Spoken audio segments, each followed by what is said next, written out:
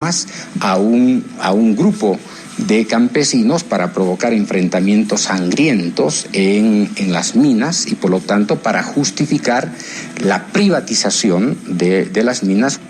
El gobierno boliviano, al expulsar a esta agencia, denunció que su directora Lilian Ayalde, quien fue enviada luego a Paraguay, participó en un intento de golpe contra el presidente Evo Morales y promovía la división de las organizaciones indígenas. Y en Paraguay, casualmente, USAID también estuvo involucrada en el golpe parlamentario legislativo contra el presidente Lugo. Y mira qué extrañísima casualidad que la señora Ayalde en los últimos años ha estado trabajando en el Brasil y ha estado presente durante estos últimos meses precisamente en el golpe parlamentario contra la presidenta Dilma. Ante el acoso permanente para desestabilizar a los gobiernos que cuestionan la política estadounidense, este país promueve una respuesta regional.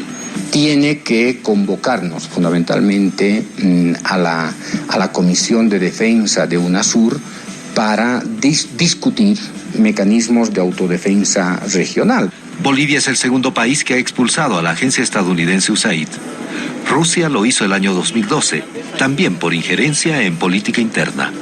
Freddy Morales, Telesur, Bolivia. ¿Pero es suficiente con expulsarlos? Eso nos lo va a responder nuestro invitado, el del día de hoy. En Ecuador es noticia, Mario Ramos, director del Centro Andino de Estudios Estratégicos. Ya volvemos.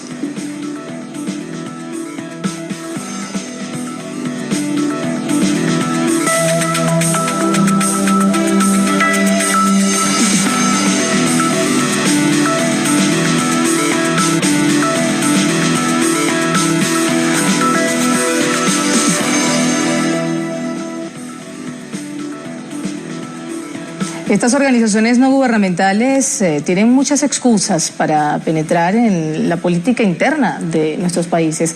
Hablan de defensa de la democracia, hablan de defensa de la libertad de expresión, dicen que actúan algunas por razones humanitarias. Lo cierto es que cuando se descubre que la intención que hay detrás es otra, algunos gobiernos, lo ha hecho Ecuador, lo hizo Bolivia, según vimos en la nota anterior, deciden expulsarlos. ¿Es suficiente, doctor Ramos, con expulsarlos? No es suficiente.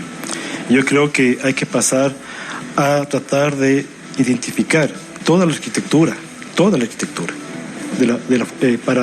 para ver cómo han construido el modelo de desestabilización específico, porque a cada país le estudian y le aplican un modelo específico de desestabilización. Entonces, además, hay que desarrollar una estrategia integral, diplomática, por ejemplo. ¿Qué hacemos en términos diplomáticos? Yo creo que ya es hora de salirse de la OEA, por ejemplo. Esa ya es una arquitectura antigua que obedece a los intereses de los Estados Unidos, a la Guerra Fría, y estamos viendo cómo actúa Almagro y no quiere en ningún sentido seguir perteneciendo a ese tipo de supuesta seguridad hemisférica, ¿no? Cuando ya hay otros instrumentos con los cuales se puede dialogar entre nosotros y con los Estados Unidos. También hay que desarrollar, yo creo que sistemas y fortalecer, por ejemplo, el Consejo de Defensa Suramericano.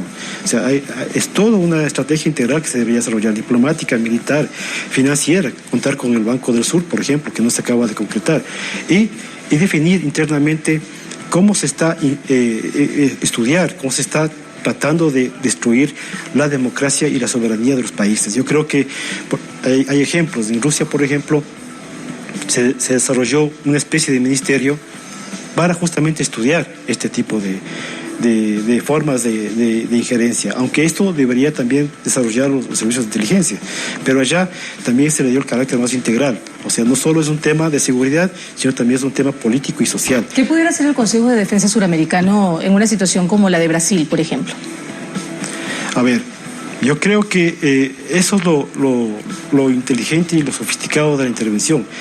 Al tener apariencia de legalidad y de legitimidad, obviamente el Consejo de Defensa Suramericano podría hacer mucho, porque no estamos hablando de un tema militar. Ahí, por eso digo, es integral. Ahí habría que definir, ¿no?, ¿Cómo se está ingiriendo? Se adelantan a la cuestión. O sea, un servicio de inteligencia debe adelantarse a la movida. ¿Sabe? ¿Cuál va a ser el camino de la desestabilización? Eso hay que averiguar. Y claro, ahí se utilizó el golpe parlamentario. Entonces habría que saber eso con anticipación para tomar las medidas del caso y evitar esa situación. Es una nueva forma. Es una forma que hemos seguido también, como el caso de Brasil, hoy en medio de una situación de protesta permanente frente a esos ajustes que ha traído Michel Temer con este gobierno interino. Es noticia también. Vamos a revisar parte de lo que ha ocurrido en Brasil como parte de esa configuración de golpes a las democracias en nuestra América Latina. Desde el comienzo de las maniobras de la derecha brasileña contra el mandato de la presidenta Dilma Rousseff, representantes de movimientos sociales, políticos y especialistas han denunciado los intereses que están detrás de ese golpe disfrazado de cambio constitucional. Aquí en Brasil, las figuras que representan el golpe son Cunha y Temer, pero ciertamente hay un interés internacional del imperialismo en herir las fuerzas de Brasil, y para eso necesitan quitar el gobierno de Dilma, del PT. Todo el mundo sabe que fueron Dilma y Lula quienes más beneficiaron a la clase trabajadora. Entonces, quitar ese gobierno abriría las puertas al imperialismo en Brasil, y las figuras que lo representan aquí son Cunha y Temer. Las conexiones entre los intereses comunes de las élites brasileñas y los Estados Unidos han quedado más claras luego que Wikileaks publicara que el presidente interino Michel Temer fue informante de la embajada estadounidense en Brasilia.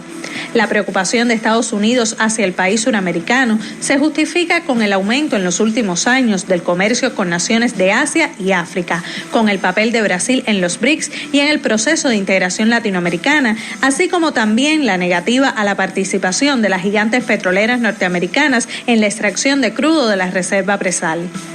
En este momento hay un interés claro de atingir a Petrobras. En este momento hay un interés claro de afectar Petrobras, de impedir que Brasil pueda tener el protagonismo que ha ido teniendo y que amplíe su relación con los BRICS, con los países aliados del Mercosur, en un papel de protagonismo que nos permita ofrecer a nuestra población una vida más digna, una vida mejor, con más calidad, y el petróleo es estratégico para eso.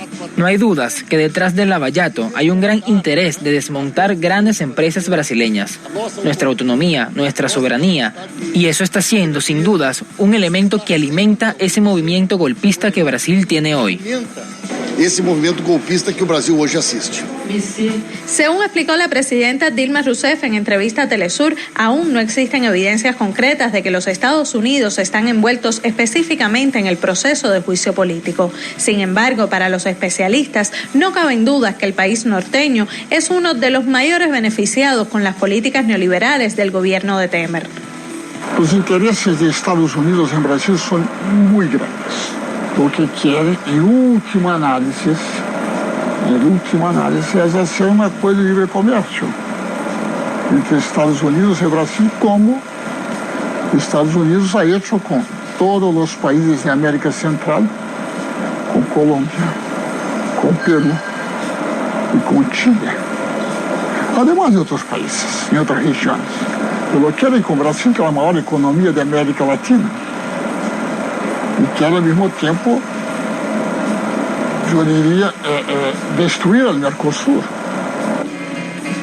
Brasil es protagonista hoy de otro golpe de Estado, mediante el cual las políticas de inclusión social impulsadas por los gobiernos del Partido de los Trabajadores están siendo reevaluadas para implementar un plan de recortes. El actual gobierno interino amenaza reducir significativamente las inversiones en educación, salud y estimular la privatización de empresas y recursos. En ese sentido, la sociedad se moviliza para impedir el retroceso. Adriana Robreño, Telesur, Brasilia. Golpe parlamentario en Brasil, guerra económica en Venezuela. ¿Cuánto más tienen que soportar nuestras democracias? La revolución bolivariana recibió o tuvo una herencia del neoliberalismo que destruyó la producción en Venezuela. Superar esa herencia no es fácil.